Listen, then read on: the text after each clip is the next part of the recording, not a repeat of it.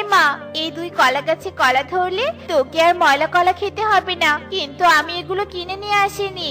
আমি বাকিতে কিছু টাটকা ফল কিনতে গিয়েছিলাম, কিন্তু কবুতর দাদা নাকি আর বাকিতে ফল বিক্রি করবে না, আর আগের পাওনাটাও দিতে বলেছে।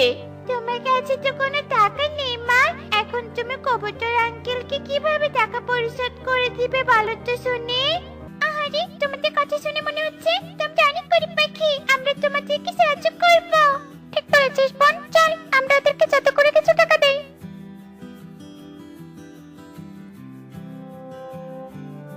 কি এগুলো আমি কি দেখছি? এগুলো তো কোনো সাধারণ গাছ নয়। তবে কারা তোমরা? 2 কলা গাছ টুনিকে সব কথা খুলে বলে, আর তাদের চোখের পানি মাটিতে পড়ার সাথে সাথে আগের রূপ ফিরে পায়। আরে এই তো আমরা আমাদের রূপ ফিরে পেয়েছি। হ্যাঁ ছানারা, তোমাদের মনে গরিবদের জন্য ভালোবাসা জন্মেছে। তোমরা অন্যের কষ্টে কেঁদেছো, অন্যকে সাহায্য করেছো, তাই সেই তোতা দাদার দেওয়া অভিশাপ থেকে তোমরা মুক্তি পেয়েছো।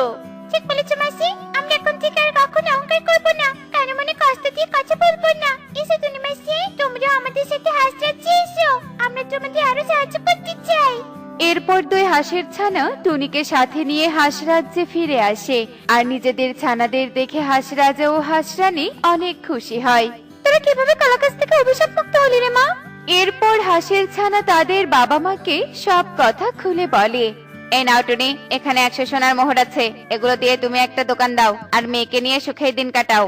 আপনাদের অনেক ধন্যবাদ হাঁস রাজা। এরপর টনি তার বনে ফিরে আসে আর নিজে একটা দোকান দিয়ে অনেক সুখে দিন কাটাতে থাকে।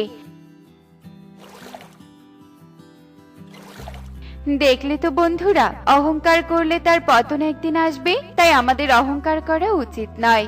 এমনই সব মজার মজার শিক্ষণীয় টুনি পাখির গল্প দেখতে আমাদের সাথেই থেকো।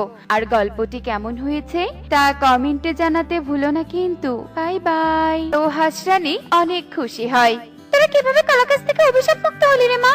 এরপর হাঁসের ছানা তাদের বাবা মাকে সব কথা খুলে বলে। এই নাও টুনি, এখানে 100 সোনার মোহর আছে, এগুলো দিয়ে তুমি একটা দোকান দাও আর মেয়েকে নিয়ে সুখে দিন কাটাও। আপনাদের অনেক ধন্যবাদ হাঁস রাজা। এরপর টনি তার বনে ফিরে আসে আর নিজে একটা দোকান দিয়ে অনেক সুখে দিন কাটাতে থাকে। দেখলে তো বন্ধুরা, অহংকার করলে তার পতন একদিন আসবে, তাই আমাদের অহংকার করা উচিত নয়। এমনই সব মজার মজার শিক্ষণীয় টুনি পাখির গল্প দেখতে আমাদের সাথেই থেকো। আর গল্পটি কেমন হয়েছে তা কমেন্টে জানাতে ভুলো না কিন্তু। Bye bye.